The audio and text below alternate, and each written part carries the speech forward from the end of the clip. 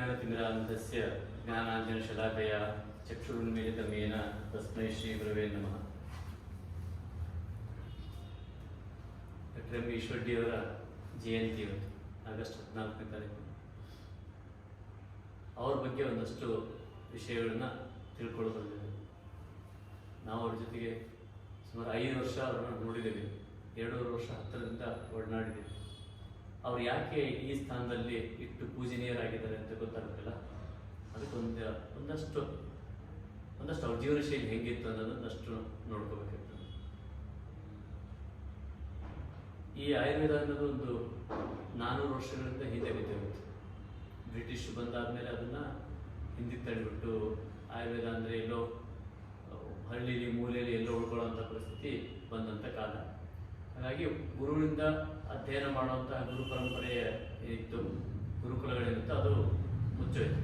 ಹೇಗೆ ನಮ್ಮ ಸನಾತನ ವಿದ್ಯೆಗಳು ಮುಚ್ಚೋಗಿದ್ದಾವೆ, ಆಯುರ್ವೇದನು ಬರೀ ಪುಸ್ತಕದಲ್ಲೇ ಉಳ್ಕೊಂಡ ಕಾರಣಕ್ಕೆ ಹಿಂದೆ ತುಂಬ ಹಿಂದೆ ಬಂತು.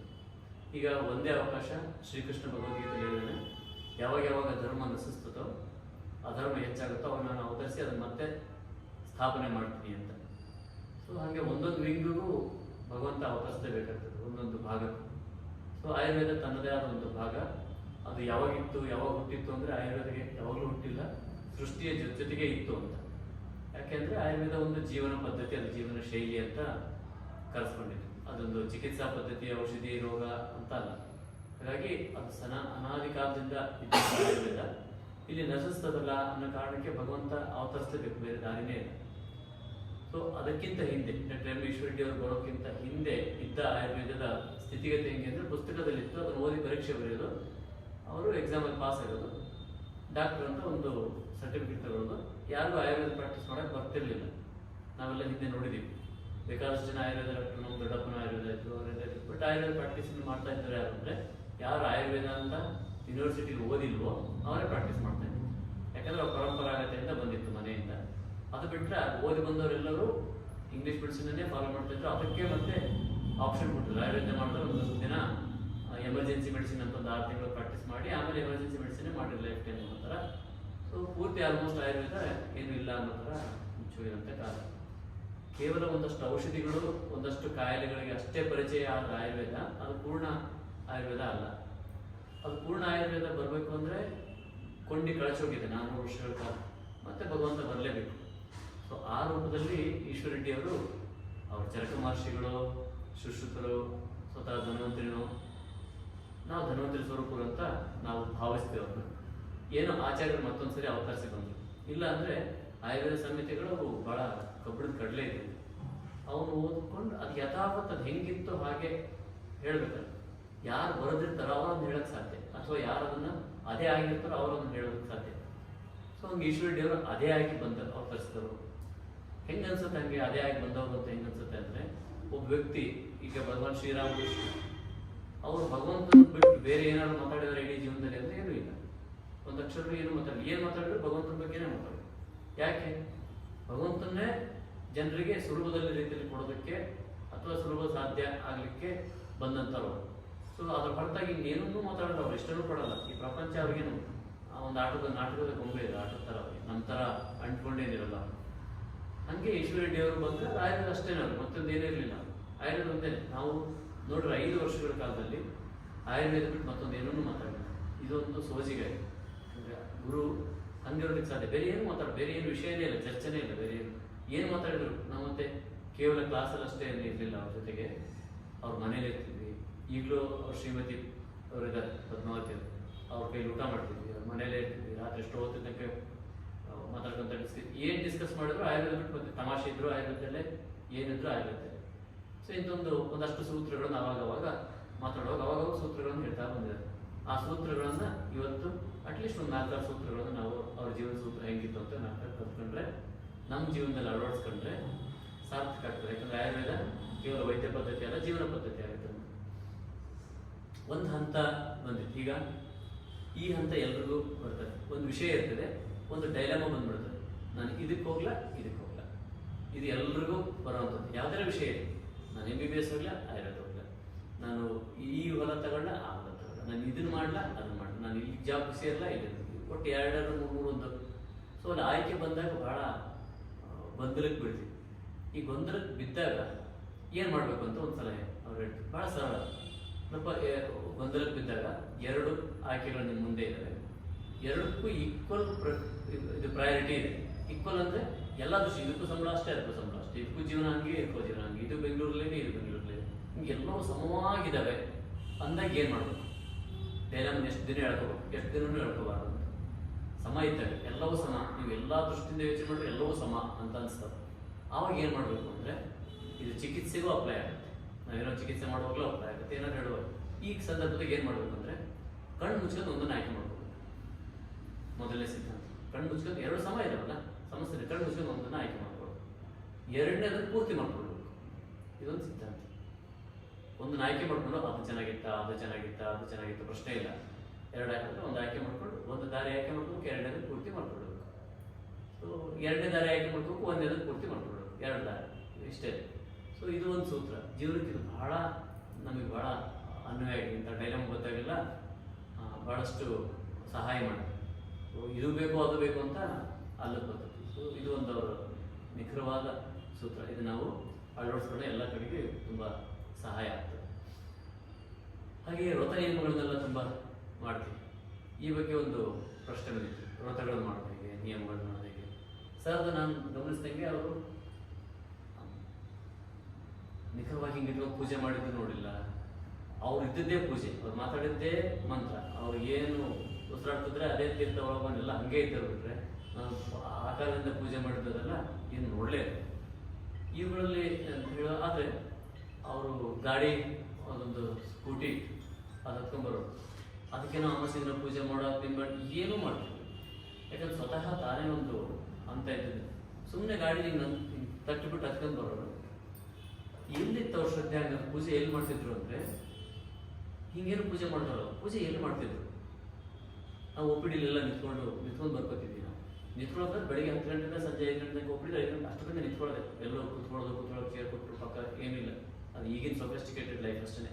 ಪಕ್ಕ ನಿಂತ್ಕೊಂಡು ನೋಟ್ ಮಾಡ್ಕೋತಿದ್ವಿ, ಬರ್ಕೋತಿದ್ವಿ, ಅವ್ರು ಹೇಳ್ತಿರ್ತಿದ್ವಿ. ಒಂದು ಪೇಷಂಟ್ ಬಂದು ಆ ಮಗುನ ಕರ್ಕೊಂಡು ಬಂದ, ಹೆಣ್ಣು ಹುಡುಗಿ ಮಗುನ ಕರ್ಕೊಂಡು ಅಪ್ಪ ಬಂದೆ. ಆತ ಏನು ಚೀಟಿ ತಂದೆ ಹಳೆಯವರು ನೋಡಿದ್ರು, ಅವ್ರಿಗೆ ಸಮಾಧಾನ ಆಗಲಿಲ್ಲ. ಹಿಂದಿದ್ದು ಏನು ಹಿಸ್ಟ್ರಿ ಇಲ್ಲ, ಮತ್ತು ಹೊಸದಾಗಿ ಅಷ್ಟು ತಲೆ ಓಡಿಸ್ಬೇಕು. ಅವ್ರು ನೋಡ್ಕೊಂಡು ಇದೆಲ್ಲ ಬರ್ಕೋಬೇಕು, ಏನಾಗಿತ್ತು ಏನಿಲ್ಲ ಅಂತಲೂ ಹೇಳಕ್ ಬರಲ್ಲ. ತಾತ ಕರ್ಕೊಂಡ್ಬಂದ, ನೀವು ತರಕ್ಕೆ ಬರಲ್ಲ ಅಂದು ಮತ್ತೆ ಪೆಂತೇಳಿ ಮತ್ತೆ ಬರೀಕ್ ಸ್ಟಾರ್ಟ್ ಮಾಡಿ. ಅವ್ರು ಯಾವತ್ತು ಡೇಟ್ ಮಿಸ್, ಅವರು ಡೇಟ್ ಪಕ್ಕದಾಗ ಹೇಳ್ಕೊಡ್ಬೇಕು. ನೀವು 1ನೇ ಚೀಟಿ ಡೇಟ್ ಮಿಸ್ಸು, 2ನೇ ಚೀಟಿ ಡೇಟ್ ಮಿಸ್ಸು, 10ನೇ ಚೀಟಿ ಮತ್ತು ಡೇಟು ಹಿಂಗಂತಾನೆ ಹೇಳ್ತಾರೆ. ಯಾರು ಹೇಳ್ಬೇಕು 25 ಬರುತ್ತೆ, ಹಿಂಗಂತ 2 ಡೇಟ್ ಹೇಳಿ ಹೊರದಾಗೈತೆ ಡೇಟೆಲ್ಲ ಇನ್ನೇನು ಹೇಳೋದು. ಮತ್ತೊಂದು ಸ್ವಲ್ಪ ಬುದ್ಧಿ ಇದೆ ನಿಮಗೆ, ತಗೊಂಡ್ಬರಕ್ಕಲ್ಲ ಹಳೆ ಚೀಟಿನ.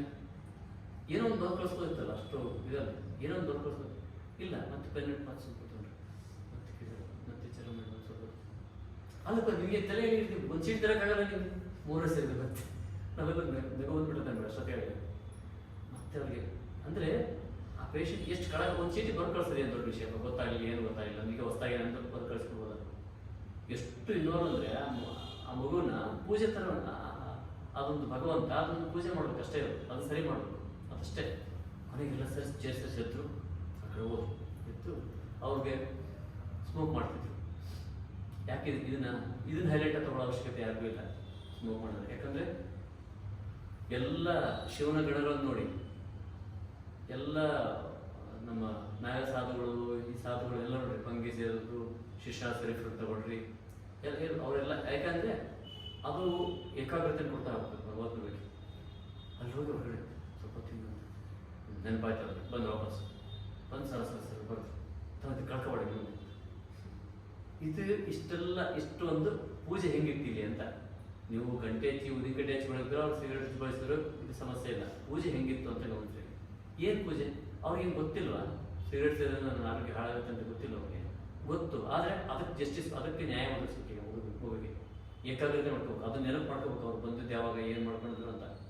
ಹೈಯೆಸ್ಟ್ ಮೆಮೊರಿ, ಹೈಯೆಸ್ಟ್ ಅಂದರೆ ನಾವು ಅವ್ರ ನೆನಪಿನ ಶಕ್ತಿ ಎಷ್ಟಿತ್ತಂದರೆ ನೀವು ಇಮ್ಯಾಜಿನ್ ಮಾಡೋಕ್ಕಾಗಲ್ಲ. ಅವ್ರ ನೆನಪಿನ ಶಕ್ತಿ 5 ವರ್ಷ ಒಂದು ದಿನ ಒಂದು ಚೀಟಿ ತಲೆಲ್ಲೇ ಪಾಠ ಮಾಡ್ತಾರೆ. ಹಿಂಗೆ ಕೂತಿರ್ತಾರೆ, ಸುಮ್ಮನೆ ಮಾತಾಡ್ಕೋತಿರ್ತಾರೆ. ಸರ್ ಕ್ಲಾಸ್ ಮಾಡಿರಿ ಏನಾದ್ರು ವಿಷಯ ತಗೊಳ್ಳಿ, ಇಂಥದ್ದಲ್ಲ ಆಯುರ್ವೇದ ಯಾವ ವಿಷಯ ತಗೊಳ್ಳಿ, ಬರೀ ಚರಕ ಸಂಹಿತೆ ಸುಶ್ರುತ ಸಂಹಿತೆ ಅಲ್ಲ, ರಾವಣ ಸಂಹಿತೆ ಅಂತೆ, ಬಾಣ ಸಂಹಿತೆ ಅಂತೆ, ಎಲ್ಲವೂ ಬಾಯಲ್ಲೇ. ಇದು ಭಗವಂತನಿಗೆ ಮಾತ್ರ ಸಾಧ್ಯ. ಒಂದ್ಸರಿ ಓದಿದ್ರೆ ಹಂಗೆ ನೆನ್ಪಿಡ್ಬೇಕಂದ್ರೆ ಹೈಯೆಸ್ಟ್ ಮೆಮೊರಿ ಇರೋಂಥವ್ರಿಗೆ ಆ ಮಗು ದಿನಕ್ಕೆ 100 ಪೇಷಂಟ್ ನೋಡೋರಿಗೆ ಯಾವ ಮಕ್ಕಳು ನೆನಪು, ನಮಗೆ ಸ್ವಲ್ಪ ಜನ ನೆನಪೇ ಇರಲ್ಲ, ಕೇಶಿ ತೆಗೆಯೋದಕ್ಕೆ ನೆನಪಾಗಲ್ಲ. ಅವ್ರಿಗೆ ತಮ್ಮ ಆರೋಗ್ಯ ಕೆಟ್ಟರೂ ಪರವಾಗಿಲ್ಲ, ಅದಕ್ಕೆ ನ್ಯಾಯ ಒದಗಿಸ್ಕೊಡ್ಬೇಕು ಆ ಮಗುವಿಗೆ. ಅದು ಪೂಜೆ. ಪೂಜೆ ಹೆಂಗೆ ಮಾಡ್ತಿದ್ರು ಅಂತ. ಸೊ ನಾವು ಪೂಜೆ ಮಾಡೋ ವಿಧಾನಕ್ಕೂ ಭಗವಂತ ಪೂಜೆ ಮಾಡೋ ವಿಧಾನಕ್ಕೂ ಡಿಫ್ರೆನ್ಸ್, ಎಷ್ಟು ಡಿಫ್ರೆನ್ಸ್.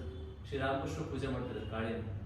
ಕಾಳಿ ಪೂಜೆ ಮಾಡ್ತಾ ಮಾಡ್ತಾ ಮಾಡ್ತಾ ಅವ್ರಿಗೆ ಎಷ್ಟು ತಲೆಯಿಂದ ಅಂತಂದ್ರೆ ನಮಗೆ ಕಾಳಿ ಯಾರೋ ತಾವ್ಯಾರೋ ಅಂತ ಅರ್ಥ ಆಗದೆ ತಮ್ಮೇಲೆ ಪೂಜೆ ಮಾಡ್ಕೊಂಡು ಸ್ಟಾರ್ಟ್ ಮಾಡ್ಕೊಂಡ್ರು. ಹಿಂದಿದ್ದರೆಲ್ಲ ನೋಡಿದ್ರು ಹುಚ್ಚಿಡೋದವ್ರಿಗೆ ಅಂತ, ಕೊನೆಗೆ ಹುಚ್ಚ ಅಂತ ಹಬ್ಬಿಸ್ಬಿಟ್ರು ಎಲ್ಲ ಕಡೆಗೆ. ಅವ್ರು ಹುಚ್ಚಿಡೋದವ್ರಿಗೆ ಅಂತ ತಿಳ್ತಿರೋದನ್ನ ಪೂಜೆ ಮಾಡ್ತಾರೆ ಅಂತ. ಯಾವುದು ಆ ನಿಯಮದ ಪ್ರಕಾರ ಹೋಗೇ ಇಲ್ಲ, ಯಾವ ಹೆಂಗೋ ಹೋಗ್ತಿದ್ವು ಎಲ್ಲ. ಅವಾಗ ಆ ಮುಖ್ಯಸ್ಥನ ಕರೆಸಿ, ಮಥುರಾನಾಥ ಬಾಬು ಅಂತ ಮುಖ್ಯಸ್ಥನ ಕರೆಸಿ ಕಂಪ್ಲೇಂಟ್ ಮಾಡ್ತಾರೆ, ಹೆಂಗೆ ಪೂಜೆ ಮಾಡ್ತಾರೆ, ನೀತಿ ನಿಯಮ ಪಾಲಿಸಲ್ಲ ಅಂತ. ಬಂದು ನೋಡ್ತಾರೆ ಅವರು, ಇವು ತಲ್ಲಿನ ಆಗಿರೋದು, ಅವರು ಆ ಭಾವವೇಶ ಇದೆಲ್ಲ ನೋಡಿ ಯಾರು ಡಿಸ್ಟರ್ಬ್ ಮಾಡಬೇಡ್ರಿ, ಅವ್ರು ಹೆಂಗೆ ಪೂಜೆ ಮಾಡಿದ್ರು ಸರಿ, ಸ್ವತಃ ಅವರೇ ಕಾಳಿ ಇದ್ದಂಗಿದ್ದಾರೆ, ಏನು ಪೂಜೆ ಮಾಡಿದ್ರು ಸರಿ, ಯಾರು ಡಿಸ್ಟರ್ಬ್ ಮಾಡಬೇಡ್ರಿ. ಅಂದರೆ ಪೂಜೆ ಹೆಂಗೆ ಮಾಡಬೇಕು ಅಂತ ಪ್ರಶ್ನೆ. ನಾನು ಸರ್ರು ಕೇಳಿದ್ದೆ, ಪುಸ್ತಕದಲ್ಲಿ ರಾಮಕೃಷ್ಣ ಬಗ್ಗೆ ನೋಡಿದೆ, ಹೆಂಗೆ ಮಾಡ್ಬೇಕು ಪೂಜೆನ, ಎಡಗೈಲಿ ಮಾಡ್ಬೇಕಾ, ಬಲಗೈಲಿ ಮಾಡ್ಬೇಕಾ, ಏನು ಮಾಡ್ಬೇಕಾ, ಅದನ್ನು ಮಾಡ್ಬೇಕು, ಇವೆಲ್ಲವೂ ಮಾಡಿ ತೊಂದರೆ ಇಲ್ಲ.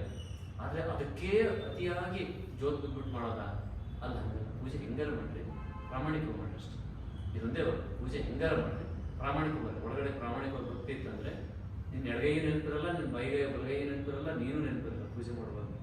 ಹಾಗಾಗಿ ಈ ಪೂಜೆ ಅನ್ನೋ ವಿಷಯಕ್ಕೆ ಬಂದರೆ ಈಶ್ವರ ಸರ್ ಮಾಡಿದ ಪೂಜೆ ಅಂದರೆ ಎಲ್ಲ ಪೇಷಂಟ್ಗಳಿಗೆ ಇದೇ ರೀತಿಯೇ ನೋಡ್ತಿದ್ದೆ. ಯಾರೋ ಒಬ್ಬ ಶ್ರೀಮಂತರು, ಯಾರೋ ಒಬ್ಬ ಬಡ, ಪ್ರಶ್ನೆ ಇಲ್ಲ. ಅದೊಂದು ತುಂಬ ಬಡ ಮಗು ತಾತ ಕರ್ಕೊಂಬಂದು ಹೊರಪಟ್ಟಿ ಹಾಕೊಂಡು ಕರ್ಕೊಂಬಂದೈತಿ, ಆ ಮನೆಯವ್ರ ಅಮ್ಮ ಅಪ್ಪನೂ ಬಂದಿಲ್ಲ, ಅದಕ್ಕೂ ಅಷ್ಟೇ ಜಸ್ಟಿಸ್ ಕೊಡೋದು. ಸುಷ್ಮಾ ಸ್ವರಾಜ್ ಬಂದಿದ್ರು ಅವಾಗ ಮಿನಿಸ್ಟರ್, ಸೆಂಟ್ರಲ್ ಮಿನಿಸ್ಟರ್. ವಾಜಪೇಯಿ ಅವಾಗ ಪ್ರಧಾನಮಂತ್ರಿಗಳು. ವಾಜಪೇಯಿ ಅವರ ಚಿಕಿತ್ಸೆಗೆ ಈಶ್ವರ ಸರ್ ಕರೆದಿದ್ರು, ಇವ್ರು ಹೋಗಲಿಲ್ಲ. ಇಲ್ಲಿ ಬೇಕಾದಷ್ಟು ಪೇಷಂಟ್ ಇದಾರೆ, ಅವ್ರು ನೋಡೋಕ್ಕಾಗಿ ನೀವು ಇಷ್ಟು ಜನರು ಬಿಟ್ಟು ಹೆಂಗೆ ಹೋಗ್ಬೋದು ಅಂತ. ಸೊ ಅವರಾಗಲಿ ಈ ಮಗು ಆಗಲಿ ಒಂದೇ ಥರ ಚಿಕಿತ್ಸೆ ಮಾಡ್ಕೊಂಡು, ಎರಡರಲ್ಲಿ ಏನು ವೇದನೆ ಇಲ್ಲ, ಬೆನ್ನತನೇ ಇಲ್ಲ. ಹಾಗೆ ಅವರು ಚಿಕಿತ್ಸೆ ಅಂದ ತಕ್ಷಣ ಒಬ್ಬ ವೈದ್ಯರಾದ, ಇನ್ನು ಗುರುಗಳಾಗಿ ಪಾಠ ಮಾಡ್ಬೇಕಲ್ಲ ಅಂತ. ಯಾರಿಗೋ ಒಬ್ಬರಿಗೆ ಮಲ್ಲಿಕಾರ್ಜುನ ಭಾಳ ನನಗೆ ಭಾಳ ಅತಿ ಹತ್ತಿರದೇ ಪರಿಯವರಿಗೆ ಭಾಳ ವಿಶೇಷವಾಗಿ ಪಾಠ ಮಾಡಬೇಕು, ಇನ್ಯಾರಿಗೋ ಸಮಾಜದ ವಿಷಯ ಅಷ್ಟೇನು ಕನ್ಸರ್ನ್ ಕೊಟ್ಟರು ನಡೀತೈತೆ, ಕೊಡಲೇದ್ರು ನಡೀತದೆ ಇಲ್ಲ. ಅಲ್ಲಿ ಹೆಂಗಿತ್ತು ಅಂದರೆ 50 ಜನ ನಾವಿದ್ದರು, ಹಾಗೆ ಒಂದು 3 ಜನ ಅವ್ರ ಜೊತೆಗೆ ಕಂಟಿನ್ಯೂ ಆಗಿ ಇರ್ತೀವಿ. ಅದ್ರಲ್ಲಿ 2 ಅಂತ ಅನ್ಕೊಂಡ್ರೆ, 2 ಪೂರ್ಣ, ಒಂದು ಅರ್ಧ ಅವರದ್ದು ಹೋಗ್ಬಿಡುತ್ತೆ, ಹಿಂಗೆಲ್ಲ ಹಿಂಗಿದ್ವಿ ಅಂದಷ್ಟು ಇರ್ತಿದ್ವಿ. ಅಷ್ಟೇ ಜನನೇ ಇರ್ತಿದ್ದೆ 50 ಜನದಲ್ಲಿ. ಅವ್ರ ಹಿಂದೆ ಸದಾ ಅವಾಗ ಬಂದು ಹೋಗೋ ಇದು ಇದ್ದೇ ಇತ್ತು, ರೈಲ್ ಹತ್ತೋದು ರೈಲ್ ಹೇಳೋದು ಇದ್ದೇ ಇತ್ತು. ಬಟ್ ನಿರಂತರವಾಗಿ ಡ್ರೈವರ್ ಕಂಡಕ್ಟರ್ ಇರ್ತಾರೆ, ಹಂಗೆ ಕಂಟಿನ್ಯೂ ಇರ್ತಾರೆ, ನಾವು ಇರ್ತಿದ್ವಿ. ನಮಗೆ ಏನು ಕೊಂಬರ್ತದೆ ಅವಾಗ ಅಂದರೆ, ಸರ್ ನಮಗೆ ಹೇಳ್ಕೊಡ್ತಾರೆ, ನಮಗೆ ವಿಶೇಷವಾಗಿ ಹೇಳ್ಕೊಡ್ತಾರೆ. ಇವೆಲ್ಲ ಗುರುಗೆ ಅವೆಲ್ಲ ಲೆಕ್ಕಕ್ಕಿರಲ್ಲ. ಎಲ್ಲ ನೀನೊಂದು ಯಾವುದು ಭೇದ ಇಲ್ಲ. ಯಾರು ಆಯುರ್ವೇದ ಕರೀತಾರೆ ಅವಾಗೆಲ್ಲ ಪ್ರೀತಿಗೆ ಬಂದಿದ್ದೆ ಅವ್ರು ಆಯುರ್ವೇದಕ್ಕೆ. ಸೊ ಒಬ್ಬ ಹುಡುಗ ಬಂದ, ಹುಡುಗ ಬಂದು ಸರಿ ಹೆಂಗೆ ಅಂತ ಹೇಳ. ಆ ಹುಡುಗ ನೋಡಿದ್ರೆ ಆಯುರ್ವೇದ ಅಂದರೆ ನನ್ನ ಕ್ಲಾಸ್ಮೇಟೆ. ಆಯುರ್ವೇದ ಅಂದರೆ ನೆಟ್ಟಿಗೆ ಅರ್ಥನೂ ಮಾಡ್ಕೊಂಡವನಲ್ಲ, ನೆಟ್ಟಿಗೆ ಆಯುರ್ವೇದ ಪ್ರಾಕ್ಟೀಸ್ ಮಾಡಬೇಕು ಅಂತನಲ್ಲ, ಸುಮ್ಮನೆ ಬಂದ, ಸುಮ್ಮನೆ ಏನೋ ತಿಳಿತು, ಏನೋ ಬಂದು ಕೇಳಿದೆ ಹೆಂಗೆ ಅಂತ. ನಮಗೆಷ್ಟು ಮುತುವರ್ಜಿಯಿಂದ ಹೇಳ್ಕೊಡ್ತಾರೋ ಅದಕ್ಕಿಂತ ಹೆಚ್ಚಿನ ಮುತುವರ್ಜಿಯಿಂದ ಅದು ಹೇಳ್ಕೊಡ್ತಾರೆ. ನಮಗೇನಾಗ್ಬೋದು ಅವಾಗ, ನಮಗೆ ಬಂದು ಕೊಂಬುಗಳು ಮುರಿದ್ಬಿಡ್ತಾವೆ ಅಷ್ಟೇ. ಅವಾಗ ಅಹಂಕಾರ ಟಕ್ ಅಂತ ಹೇಳ್ತೈತಿ, ಓ ನಮಗಷ್ಟೇ ಅಲ್ಲ, ಇದು ಸರ್ವವ್ಯಾಪಿ ಗುರು ಅಷ್ಟೇ, ಇದು ಯಾರು ಬಂದರೂ ಸರಿ. ಅವೇನು ದಿನ ಬಂದು ಕೇಳ್ಕೊಡ್ದೂ ಅಲ್ಲ, ಯಾವತ್ತಾರು ಬಂದು ಇದು ಹೆಂಗೆ ಅಂದರೆ ಭಾಳ ಪ್ರೀತಿಯಿಂದ ಮುತುವರ್ಜಿಯಿಂದ ಹೇಳೋದು. 2 ಕಾರಣ. ಒಂದೇನು, ಆಯುರ್ವೇದ ಕೇಳ್ತಾ ಇದ್ದಾನೆ, ಆಯುರ್ವೇದ ನಾನು ಹೇಳ್ತಾ ಇದ್ದೀನಿ. ಯಾರು ಕೇಳಿದ್ರು ನಾನು ಆಯುರ್ವೇದ ಹೇಳಕ್ಕೆ ಅಂದರೆ ಅಷ್ಟು ಪ್ರೀತಿ ಹೇಳ್ಬಿಡೋದು. ಆವಾಗ ಆ ಸುಮ್ಮನೆ ಒಂದೇ ಸರಿ ಅಹಂಕಾರ ಒಂದು ಸರಿ ಕುರಿತಂದ್ರೆ ಮತ್ತೆ ಅದು ಎಂದೂ ಎದ್ದೇಳಿಲ್ಲ. ನಮ್ಮ ಗುರು ಕೃಪೆ ಅಂತದ್ದು ನಾನೇ ಹೆಚ್ಚು ಅಂತ ಎಲ್ಲರೂ ಎದ್ದೇಳಿಲ್ಲ. ಓ ಇದು ಗುರು ಪರಂಪರೆ ಇರೋದೇ ಹಿಂಗೆ ಮಾಡ್ತಾರೆ. ಮತ್ತು ಆಯುರ್ವೇದ ಪ್ರಾಕ್ಟೀಸ್ ಮಾಡೋದು ಎಷ್ಟು, ಇದು ಚಿಕ್ಕ ಪೇಷಂಟ್ ಆದರೂ ಪೂಜೆ ಹೆಂಗೆ ಮಾಡೋದು, ಶಿಷ್ಯರು ಹೆಂಗೆ ಪೂಜಿಸೋದು ಅಂತ. ಹೆಂಗೆ ಶಿಷ್ಯರು ಪೂಜಿಸೋದು ಆಯುರ್ವೇದದ ದೃಷ್ಟಿಯಿಂದ ಆಯುರ್ವೇದ ಕೇಳ್ತಾರೆ, ಅದನ್ನೇ ಅದಾಗಿ ಹೇಳ್ಕೊಟ್ಬಿಡೋದು. ಇನ್ನು ಆಯುರ್ವೇದ ಪ್ರಾಕ್ಟೀಸ್ ಮಾಡೋರು ವೈದ್ಯರು ಪಾಠ ಮಾಡೋರು, ಪ್ರಾಕ್ಟೀಸ್ ಮಾಡೋರು ಅವ್ರಿಗೆ ಎಷ್ಟು ಇಷ್ಟಪಡೋರು, ಹೆಂಗೆ ಇಷ್ಟಪಡೋದು ಅಂತ. ಬೆಂಗಳೂರಿಗೆ ಕನ್ಸಲ್ಟೇಷನ್ ಅಂತ ಹೋಗ್ತಿದ್ವಿ. 15 ದಿನಕ್ಕೆ ಒಂದ್ಸರಿ ನಾವು ರೈಲ್ ಹತ್ತಿ ಬರ್ತಿದ್ವಿ. ಯಾರು ರೈಲ್ ಹತ್ತೋದು 11 ಗಂಟೆ ರೈಲ್ ಬರೋದು. ಬೆಳಗ್ಗೆ 5 ಗಂಟೆಗೆ ಬೆಂಗಳೂರಿಗೆ ಹೋಗಿರೋದು, ಅಲ್ಲಿ ಯಾರೋ ಕರ್ಕೊಂಡೋಗಿ ಕೂರಿಸೋದು ಮತ್ತು ಬರೋದು. ಆ ಏಜಲ್ಲೂ ಅಡ್ಡಾಡೋದೆ, ಪ್ರತಿ 15 ದಿನಕ್ಕೊಂದ್ಸರಿ ಬೆಂಗಳೂರಿಗೆ ಹೋಗೋದೆ. ಅಲ್ಲಿ ಧನ್ವಂತರಿ ಕ್ಲಿನಿಕ್ ಅಂತ ರಾಜಾಜಿನಗರದಲ್ಲಿ SS ಹಿರೇಮಠ ಅಂತ, ಡಾಕ್ಟರ್ SS ಹಿರೇಮಠ ಅಂತ ಅವರ ಹಾಸ್ಪಿಟ್ಲಿಗೆ ಹೋಗ್ತಿದ್ರು. ಇವರು ಒಂದು ಆಸ್ಪತ್ರೆ ಕಟ್ಟಿದವರಲ್ಲ, ಇವರೊಂದು ಹೆಸರು ಮಾಡೋರಲ್ಲ, ಎಂಥದ್ದು ಅದು ಹಾಗೆ ಹೋಗ್ತಿದ್ರು. ಅವ್ರ ಮೇಲೆ ಅದೆಷ್ಟು ಪ್ರೀತಿ ಅಂದರೆ SS ಹಿರೇಮಠರ ಮೇಲೆ ಯಾಕೆ ಅಷ್ಟು ಪ್ರೀತಿ ಅಂದರೆ ಆ ಕಾಲಕ್ಕೆ, ಈಗ ಬಿಡಿ ಎಲ್ಲ ಅದೇ ಪ್ರಾಕ್ಟೀಸ್ ಮಾಡ್ತಾರೆ, ಆ ಕಾಲಕ್ಕೆ ಅಲೋಪತಿ ಪ್ರಾಕ್ಟೀಸ್ ಮಾಡ್ತಿದ್ರು ಅವರು. ತುಂಬ ಚೆನ್ನಾಗಿ ಪ್ರಾಕ್ಟೀಸ್ ಇತ್ತು ಅವರು, ಲಕ್ಷಗಟ್ಟಲೆ ದುಡ್ಡು ಬರೋದು. ಏಕಾಏಕಿ ಅದನ್ನು ಬಿಟ್ಟು ಆಯುರ್ವೇದ ಸ್ಟಾರ್ಟ್ ಮಾಡೋದು. ಆಯುರ್ವೇದ ಸ್ಟಾರ್ಟ್ ಮಾಡಿದ್ರೆ 10 ರೂಪಾಯಿನೂ ಬರಲ್ಲ ಅವರು ಆ ಕಾಲ ಇದ್ದಾಗ. ಅವ್ರು ಕರೆದು ಪೇಷಂಟ್ ಮಾಡೋದು. ಆಯುರ್ವೇದಕ್ಕೆ ಅಷ್ಟೊಂದನ್ನ ತ್ಯಾಗ ಮಾಡಿ ಆಯುರ್ವೇದಕ್ಕೆ ಬಂದಲ್ಲಿ ಮನುಷ್ಯ ಪ್ರಾಕ್ಟೀಷನರು ಅನ್ನೋದಕ್ಕೆ ಎಷ್ಟು ಕಮಿಟ್ ಆಗಿದೆ ಅಂದರೆ ಬೇರೆ ಯಾರು ಹತ್ರ ಹೋಗಲಿಲ್ಲ ಬೆಂಗಳೂರಿಗೆ. ಅವ್ರ ಹತ್ರ ನಾವು ಯಾರೋ ಏನೋ ಮಾತಾಡೋದು ನೋಡಿ. ಈ ಗುರು ಅವಕಾಶ ಬಂದಾಗ ಅವ್ರನ್ನ ಕಂಡ್ಕೊಳೋದು ಕೆಲವ್ರಿಗೆ ಮಾತ್ರ ಸಾಧ್ಯ. ಕೆಲವರು ಹೆಂಗಿಗೂ ಮಾತಾಡ್ತಿರ್ತಾರೆ. ಎಲ್ಲರಿಗೂ ಅನ್ನೋರು ಈ ಜಗತ್ತು ಅನ್ನೋದು ಭಗವಂತ ಅವಕಾಶ ಬಂದರೂ ಕೃಷ್ಣ ದುರ್ಯೋಧನ ನಾವು ಬೈತಿದ್ದೆ. ಕೃಷ್ಣನಿಗೆ ದುರ್ಯೋಧನ ಬೈತಿದ್ದನು, ಎಲ್ಲೆಲ್ಲ ಬೈತಾರೆ. ಈ ಕವರೆಲ್ಲರೂ ಬೈಯಲ್ಲ ಕೃಷ್ಣನಿಗೆ ಭಗವಂತ ಅಂತ ಗೊತ್ತಿದ್ರು. ಹಂಗೆ ಎಷ್ಟು ಸರಿ ಅವ್ರಿಗೆ ಒಬ್ಬ ಪಾರ್ಶಾಲಿಟಿ ಮಾಡ್ತಾರೆ ಅಂತಲೂ ಅನ್ನೋರು ಕೇಳ್ತೀನಿ. ಇವರು ಶಿಷ್ಯಂದ್ರು ಅಂತ ಅಂದ್ಕೊಂಡವ್ರಿಗೂ ಸಹ ಸ್ಮೋಕ್ ಹಾಕಿ ಮಾಡ್ತಾರೆ ಅನ್ನೋದನ್ನೇ ಕೇಳ್ತೀನಿ. ಅವ್ರಿಗೇನು ನಮಗೇನು ದಡ್ಡ ಯಾಕೆ ಮಾಡ್ತಾರೆ ಯಾಕೆ ಬಿಡ್ತಾರೆ ಅನ್ನೋಂಥದ್ದು ಗೊತ್ತಿದ್ದಾರಂತ. ಅದು ಅವಕಾಶ ಬಂದಿದೆ, ಅದಕ್ಕಾಗಿ ಹಿಂಗೆಲ್ಲ ಅಬ್ಜೆಕ್ಷನ್ನೇ ಇರಬಾರ್ದು. ಗುರುಗಳ ಹತ್ರ ಏನೋ ಅಬ್ಜೆಕ್ಷನ್ ಇರಬಾರ್ದು. ಹಂಗೆ ಅವ್ರ ಮೇಲೆ ಅದೆಷ್ಟು ಪ್ರೀತಿ ಅಂದರೆ SS ಹಿರೇಮಠರ ಮೇಲೆ ಪ್ರಾಕ್ಟೀಸ್ ಬಿಟ್ಟು ಪ್ರಾಕ್ಟೀಸ್ ಸ್ಟಾರ್ಟ್ ಮಾಡ್ತಾರೆ. ಇಡೀ ಅವ್ರು ಇರೋವರೆಗೂ ಆ ಕ್ಲಿನಿಕ್ಗೆ ಹೋಗೋದನ್ನ ಬಿಡಲಿಲ್ಲ. ಅವ್ರೇನಂತ ಡಿಸ್ಕೋತಿದ್ರು ಗೊತ್ತಿಲ್ಲ, ಅದೇನು ಮಾಡ್ತಿದ್ರು ಗೊತ್ತಿಲ್ಲ. ಬಟ್ ಅವ್ರು ರಿಸರ್ಚ್ ಮಾಡಿಸಿದ್ರು, ಇವ್ರು ಹೋಗ್ತಿದ್ರು, ಪೇಷಂಟ್ ನೋಡಿ ಬರೋದು ಅವಕಾಶ. ಅಷ್ಟು ಪ್ರೀತಿಯಿಂದ ಮಾಡುವಂಥದ್ದು. ಸೊ ಕೊನೆಯದಾಗಿ ಅದೇ ಅಲ್ಲಿಗೆ ಒಂದು ಪೇಷಂಟ್ ಕಳಿಸಿದ್ದೆ ನಾನು ಶಿವಮೊಗ್ಗದಿಂದ. ಜಲೋದರ ಪೇಷಂಟ್ ದಿನೇ ಜಲೋದರ ಅಂದರೆ ಸಿರೋಸಿಸ್ ಆಫ್ ಲಿವರ್, ಅದೇನು ರಿಪೇರಿ ಆಗಲ್ಲ ಅಂತ ಕೇಸಲ್ಲಿ ಚಿಕಿತ್ಸೆ ಮಾಡ್ತಾ ಹೋಗಿ ಜಲೋದರ ಪೂರ್ತಿ ಕಮ್ಮಿ ಆಯಿತು. ಬೆಂಗಳೂರಲ್ಲಿ ಡಾಕ್ಟರ್ಸ್ ಇರ್ತಾರೆ, SS ಹಿರೇಮಠ ಹಾಸ್ಪಿಟಲ್ ಇದೆ, ಅಲ್ಲಿ ಹೋಗಿ ಇನ್ನೊಂದು ಹಾಸ್ಪಿಟಲ್ ಹೋಗಿ ಕಂಡು ಬರ್ರಿ ಅಂತ ಅವ್ರು ಕಳಿಸಿದ್ದೆ. ಅವ್ರದ್ದು ಎಷ್ಟು ಖುಷಿ ಅದರಲ್ಲಿ. ನಮ್ಮ ಶಿಷ್ಯರು ಮಲ್ಲಿಕಾರ್ಜುನ್ ಟ್ರೀಟ್ ಮಾಡ್ಬಿಟ್ಟಿದ್ದಾನೆ, ಇದು ಪೂರ್ತಿ ಇಷ್ಟು ಹುಷಾರಾಗಿದೆ, ಮುಂದಿನ ಏನು ಅಂತ ಮುಂದಿನ ಹೇಳ್ಬೇಕಲ್ಲ. ಅವ್ರ ಪೇಷಂಟ್ಗೆ ಎಷ್ಟು ಹೇಳಿ ಕಳಿಸಿದ್ರು ಅಂದರೆ, ಎಂತ ಒಳ್ಳೆ ಡಾಕ್ಟರ್ ಹತ್ರ ಔಷಧಿ ತಗೊಂಡಿದ್ದೀವಿ ಗೊತ್ತಾ ನೀನು, ಅದು ಮುಂದುವರ್ಸು, ಅದು ಕರೆಕ್ಟಾಗಿದೆ ಅಂದರೆ ಶಿಷ್ಯದಲ್ಲಿ ಬೆಳೆಸೋ ವಿಧಾನ ಏನಿದ್ರು ಮತ್ತು ಸರಿ ಇದ್ದರೆ ಹಂಗೆ ಮಾಡ್ತಾರೆ. ಇಲ್ಲದ್ರೆ ಏನು ಕರೆಕ್ಷನ್ ಮಾಡೋದು. ಸದ್ಯಕ್ಕೆ ಒಮ್ಮನ ಮಾಡಿಸ್ಬೇಕು, ಅಲ್ಲಿ ಒಮ್ಮನೇ ಮಾಡಿಸ್ತಾರೆ ಜಲೋದಲ್ಲಿ. ಸೊ ಜಲೋದಲ್ಲಿ ಎಷ್ಟು ಇಲ್ಲ, ಸದ್ಯಕ್ಕೆ ಒಮ್ಮನ ಮಾಡಿಸ್ಬೇಕು. ಯಾಕಂದರೆ ಇಲ್ಲಿ ಗೆದ್ದು ಬಿಡ್ತಾರೆ. ಇಲ್ಲಿ ತನಕ ಪೂರ್ತಿ ಅಂತ ತಂದ ಮೇಲೆ ಇನ್ನೊಂದು ಒಮ್ಮನ ಆಗಿಬಿಟ್ಟು ಗೆದ್ದೇ ಬಿಡ್ತಾರೆ. ಆ ಒಂದನ್ನೇ ಇದೊಂದು ಒಮ್ಮನ ಮಾಡಿಸ್ಬಿಟ್ರೆ ಮುಗೀತು ಅಂದು ಒಮ್ಮನ ಮಾಡಿಸೋದಕ್ಕೆ ಹೇಳ್ಕೊಳ್ತೀವಿ. ಸೊ ಆ ಪೇಷಂಟ್ ಇವತ್ತು ಆರಾಮಾಗಿದ್ರು. ಆ ಪೇಷಂಟ್ 25 ವರ್ಷ ಆಯ್ತು ಮೋಸ್ಟ್ಲಿ ನಾನು ಸ್ಟಾರ್ಟ್ ಮಾಡ್ತೀನಿ. ಸೊ ಇದು ಶಿಷ್ಯರನ್ನು ಬೆಳೆಸೋ ರೀತಿ, ಪೇಷಂಟ್ ನೋಡೋ ರೀತಿ, ಇಡೀ ಆಯುರ್ವೇದನ ಜೀವನನೇ ಮಾಡ್ಕೋತಾ ಅದನ್ನೇ ಪೂಜನೀಯವಾಗಿ ಮಾಡ್ಕೋತ ಬಂದರು. ಕೊನೆಯ ಒಂದು ಮಾತನ್ನು ಹೇಳಿದಾರೆ ಅವರ ಇದರಲ್ಲಿ, ಯಾವಾಗಲೂ ಘಟದಿಂದ ಮಠ ಹೆಸರು ಮಾಡಬಾರ್ದಪ್ಪ, ಮಠದಿಂದ ಘಟ ಹೆಸರು ಮಾಡಬೇಕು. ಅವ್ರದ್ದು ಎಲ್ಲ ಕೊನೆ ಅವತಾರದ ಕೊನೆ ಕಾಲ ಅವ್ರಿಗೆ ನಾವು ಬಳ್ಳಾರಿ ಬಿಟ್ಟು ಬೆಂಗಳೂರಿಗೆ ಇದಕ್ಕೆ ಹೋಗ್ಬೇಕು ಅನ್ನೋ ಕಾಲ ಇರಬೇಕು. ಅವರು ಏನಂತಂದರೆ ಘಟ ಅಂದರೆ ಯಾರು ಅಂದರೆ ಸ್ವಾಮಿ ಒಬ್ಬ, ಮಠ ಅಂದರೆ ಮಠಕ್ಕೆ ಸ್ವಾಮಿ. ಸೊ ಸ್ವಾಮೀಜಿ ಹೆಸರಿಂದ ಮಠ ಬೆಳೀತಾ ಇರ್ತದೆ. ಸ್ವಾಮೀಜಿ ಹೋದ್ಮೇಲೆ ಮಠ ಏನಾಗುತ್ತೆ, ಅದಕ್ಕೆ ಹೆಸರು ತಗ್ಗಾಗುತ್ತದೆ, ಇನ್ನೇನು ಆಗ ಹಾಳಾಗೋಗುತ್ತದೆ. ಅದಕ್ಕೆ ನನ್ನ ಹೆಸರಿನಿಂದ ಈ ತಾರನಾಥ ಕಾಲೇಜು ಜನ ಪೇಷಂಟ್ ಬರೋದೆಲ್ಲ ಆಗಬಾರ್ದಪ್ಪ. ವಿಶ್ವವಿದ್ಯಾಲಯ ಸರದಾರ ಅಂತ ಬರಬಾರ್ದು, ತಾರನಾಥ ಐತಿ ಅಂತ ಕಾಲೇಜ್ ಐತಿ ಅಂತ ಬರಬೇಕು. ಹಿಂಗಾದ್ರೆ ಸರಿ ಅಂತ ನಮ್ಮ ಬ್ಯಾಚ್ ಅಲ್ಲಿ ತನಕ ಬರೀ ಪೇಷಂಟ್ ನೋಡೋದು ರಿಸರ್ಚ್ ತುಂಬ ಅದ್ಭುತವಾದ ರಿಸರ್ಚ್ ಎಲ್ಲ ಮಾಡಿದ್ರು. ಆಮೇಲೆ ನೋಡೋಣ ಬರೀ ಅದರಲ್ಲೇ ಇದ್ದವರು ನಮ್ಮ ಬ್ಯಾಚಿಂದ ಪಾಠ ಮಾಡೋಕ್ಕೆ ಸ್ಟಾರ್ಟ್ ಮಾಡಿದ್ರು ಅಂದರೆ ಎಷ್ಟೊತ್ತಿಗೂ ನಾವು ಎಷ್ಟೊತ್ತಿಗಾದರೂ ಪಾಠ ಮಾಡೋದು. ಮೊದಲೆಲ್ಲ ಅಷ್ಟೆಲ್ಲ ಪಾಠ ಮಾಡ್ತಿರ್ಲಿಲ್ಲ, ಬರೀ ಪೇಷಂಟ್ ನೋಡೋದೆಲ್ಲ ಮಾಡ್ತಿದ್ದೆ. ಆಮೇಲೆ ನಿಮ್ಗೆ ಪಾಠ ಪೇಪರ್ ತುಂಡು ತರ್ತಿರ್ಲಿಲ್ಲ, ಬರೀ ಪಾಠ ಮಾಡಿ. ನಮ್ಮ batch first batch lucky batch ನಮ್ಮದು ಸ್ಟಾರ್ಟ್ ಮಾಡಿದ್ರು. ನಮಗೆ 108 ಕ್ಲಾಸ್ಗಳು ಒಟ್ಟು ತೊಗೊಂಡಿದ್ರು. ಪ್ರತಿಯೊಂದು ಕ್ಲಾಸ್ನ ನೋಡ್ಕೊಂಡು 108 ಥರ ಕ್ಲಾಸ್ ಬಂದು ಆಯುರ್ವೇದ ಪೂರ್ತಿ ತೊಗೊಂಡಿದ್ರು. ಅದಷ್ಟು ಕನ್ಕ್ಲೂಡ್ ಮಾಡಿ ಕೊನೆಗೆ ಆಯುರ್ವೇದ ಕ್ಯಾಪ್ಸೂಲ್ ಫಾರ್ಮ್ ನೀಡಿದ್ರು. ಸೊ ಇಲ್ಲಿ ಏನು ಮಾಡೋದು ಹೊರಟರು ಅಂದರೆ, ನಾವು ಒಬ್ಬರಿಂದ ನಾವು ಹೋಗ್ಬಿಟ್ರೆ ಮುಗಿದೋಯ್ತಲ್ಲ, ಇದೆಲ್ಲ ಏನು ಇಲ್ಲ ಬರ್ತದೆ ಅಂತೇಳಿ ಪಾಠ ಸ್ಟಾರ್ಟ್ ಎಲ್ಲರೂ.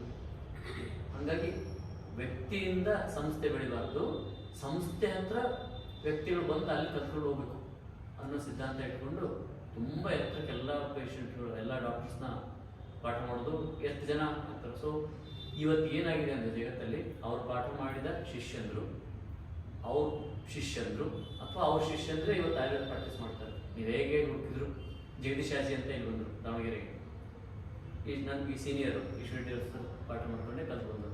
ಅವ್ರ ಕೆಳಗೆ ನೂರಾರು ಶಿಷ್ಯಂದಿರ್ತಾರೆ. ಬಹಳಷ್ಟು ಜನ ಕನ್ನಡಿಗರಲ್ಲಿ ಪ್ರಾಕ್ಟೀಸ್ ಮಾಡೋ ಹೆಚ್ಚಿನ ಜನ ಜಗದೀಶಾಜಿ ಅವರ ಶಿಷ್ಯಂದ್ರು. ಡೈರೆಕ್ಟ್ಲಿ ಇಂಡೈರೆಕ್ಟ್ಲಿ ಈಶ್ವರ ಅವ್ರ ಶಿಷ್ಯಂದ್ರೆ ಅವರು. ಯಾಕಂದರೆ ಅವತರಿಸಿರೋದು ಅದನ್ನು ಕೊಟ್ಟಂತ ಭಗವಂತ. ಹಾಗೆ ಇಡೀ ಪ್ರಪಂಚದಲ್ಲಿ ಹೆಚ್ಚಾನೆಚ್ಚು ಆಯುರ್ವೇದ ಪ್ರಾಕ್ಟೀಸ್ ಮಾಡ್ತಾರೆ ಅಂದರೆ ಡೈರೆಕ್ಟ್ಲಿ ಆರ್ ಇಂಡೈರೆಕ್ಟ್ಲಿ ಕನೆಕ್ಟೆಡ್. ಈ Vinay directly connected with Ishwara sir. ಸುಮ್ಮನೆ ನಾವು ದಾರಿಗಳಿಂದ ಅಷ್ಟೇ ಮಾರ್ಗ.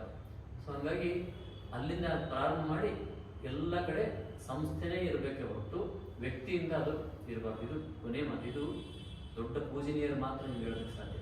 ನನ್ನಿಂದ ಇರಲಿ ಅನ್ನೋದೇ ಇವತ್ತಿನ ಜಗತ್ತಲ್ಲಿ ದೊಡ್ಡ ಹೆಸರು. ನಾನು ಹೋದ್ಮೇಲೂ ನಂದು ಕಿರೀಟ ಕಟ್ಟಿಂದ ಅಡ್ಡಾಡಲಿ ಅನ್ನೋಂಥವ್ರೆ ಇವತ್ತು ಇರೋ ಕಾಲದಲ್ಲಿ. ಇದು ಹಂಗಲ್ಲಿ ಇದನ್ನು ಹೇಳೋದಕ್ಕೆ ಸಾಧ್ಯ ಆಗುವಂಥದ್ದು ಯಾರು ಅದೇ ವಿಷಯಕ್ಕೆ ಅವತಾರ ಎದ್ದು ಬಂದಿರ್ತಾರೋ ಅವ್ರು ತಿಳ್ಕೊಳ್ಳೋದರಷ್ಟು ಒಟ್ಟು ಇಷ್ಟು ಇನ್ನು ಸಾಕಷ್ಟು ವಿಷಯಗಳಿವೆ. ಒಂದಷ್ಟು ಮಾಹಿತಿಗಳನ್ನ ಕೇಳೋದಾದರೆ ಇಷ್ಟು ವ್ಯಕ್ತಿಗೆ ಅವ್ರ ಬಗ್ಗೆ ನಾವು ಸ್ಮರಿಸಬೇಕು. ನಮ್ಮ ಸಂಸ್ಥೆಯಲ್ಲಿ ಏನು ಅಳವಡಿಸ್ಕೊಂಡ್ವಿ ಅವರ ಪದ್ಧತಿನ ಅಂದರೆ, ಕೊನೆಯ ದಿನ ನಾವು ವಾಪಸ್ ಬರುವಾಗ ಇದನ್ನು ಭಾಳ ಸರಿ ಹೇಳಿದ್ವಿ, ಆದರೂ ಹೇಳ್ತೀನಿ. ಇನ್ನು ಮುಂದೆ ಪೇಷಂಟು, ಟ್ರೀಟ್ಮೆಂಟು, ಪಂಚಕರ್ಮ ಇವೆಲ್ಲ ಹೆಚ್ಚು ಜನರಿಗೆ ಇಷ್ಟ ಆಗಲ್ಲವ. ಯಾರು ಪೇಷಂಟ್ ಆಗೋಕ್ಕೆ ಇಷ್ಟ ಆಗಲ್ಲ. ಹಾಗಾಗಿ ರಕ್ಷಣೆ ಮಾಡಿ ಆರೋಗ್ಯವಂತರನ್ನ ಆರೋಗ್ಯದಿಂದ ಇಡೋದು. ಅವ್ರು ಕೊನೆಯ ಕಾಲ ತನಕ ಆರೋಗ್ಯವಾಗಿರಬೇಕೆ ಹೊರತು ರೋಗ ಬಂದು ಆಸ್ಪತ್ರೆ ಬರಬಾರ್ದು. ಹಿಂಗೆ ನೋಡ್ಕೊಳ್ಳೋದ್ರ ಬಗ್ಗೆ ನೀವು ಗಮನ ಕೊಡಬೇಕು ಅಂತ ಹೇಳಿ ನಮ್ಮನ್ನು ಆಯುರ್ವೇದದ ಸ್ವಾಸ್ಥ್ಯ ರಕ್ಷಣೆಗೆ ಪ್ರೇರೇಪಣೆ ಮಾಡೋದು. ಹಾಗಾಗಿ ನಾವು ನಮ್ಮ ಸಂಸ್ಥೆಯಲ್ಲಿ ಆಸ್ಪತ್ರೆ ರಹಿತ ಜೀವನ, ಔಷಧಿ ರಹಿತ ಜೀವನ ಅಂತೇನು ಮಾತಾಡ್ತೀವೋ ಅದೆಲ್ಲ ಅವರು ಹಾಕಿರೋ ಬೀಜ. ಸೊ ಇವತ್ತಿಗೂ ಇನ್ನು ಶ್ರೀಪಾ ಸಂಸ್ಥೆ ಇನ್ನು ಸಾವಿರಾರು ವರ್ಷ ಇದ್ದರೂ ಅದಕ್ಕೆಲ್ಲ ಮೂಲ ಗುರುಗಳು, ಮೂಲಕರ್ತರು ಸಂಸ್ಥೆ ಹುಟ್ಟಾಕಿ ಬೆಳೆಸಿ ಮಾಡ್ತಾ ಇದ್ದದ್ದು ಅವರೇ. ಶಾರೀರಿಕವಾಗಿ ಇಲ್ಲ ಅಷ್ಟೇ ಬಿಟ್ಟರೆ, ಇವತ್ತು ಔಷಧಿ ಬರೆದ್ರೆ ಅವ್ರ ಚೈತನ್ಯನೇ ಇಲ್ಲಿ ಬರೀತದೆ ಅಷ್ಟೇ ಬಿಟ್ಟರೆ, ಇವ್ರು ಬರೆದ್ರು ಅಷ್ಟೇ, ಯಾರು ಬರೆದ್ರು ಅಷ್ಟೇ ನಾವು ಅನ್ಕೋಬೇಕು ನಾವು ಬರೀತೀವಂತ. ಸುಮತಿ ಬರೆದ್ರು ಅಷ್ಟೇ, ವಿನಯ್ ಬರೆದ್ರು ಅಷ್ಟೇ, ಶಿವಲಿಂಗ ಬರೆದ್ರು ಅಷ್ಟೇ, ನವೀನ್ ಬರೆದ್ರು ಅಷ್ಟೇ. ಯಾರು ಔಷಧಿ ಬರೆದ್ರು ಈಶ್ವರಿ ಅವ್ರ ಚೈತನ್ಯ ಬರೀತಾ ಇರ್ತದೆ ಹೊರತು ಇದ್ದದ್ದೇನು ಕಟ್ಟದೇನು ದೊಡ್ಡ ಔಷಧಿ ಇರೋದು. ಹಾಗಾಗಿ ಶ್ರೀಪಾ ಸಂಸ್ಥೆ ಎಷ್ಟು ಕಾಲ ಇದ್ದರೂ ಈಶ್ವರಿ ಅವ್ರ ಚೈತನ್ಯ ರೂಪದಿಂದ ಇಲ್ಲಿ ಇರ್ತಾರೆ ಅನ್ನೋದನ್ನ ಇವತ್ತು ಎಲ್ಲರೂ ತಿಳ್ಕೊಳ್ಳೋಣ. ಇಷ್ಟು ಹೇಳಿ ಮಾತಾಡ್ತೀನೆಲ್ಲ ಅವ್ರ ಪಾದಕ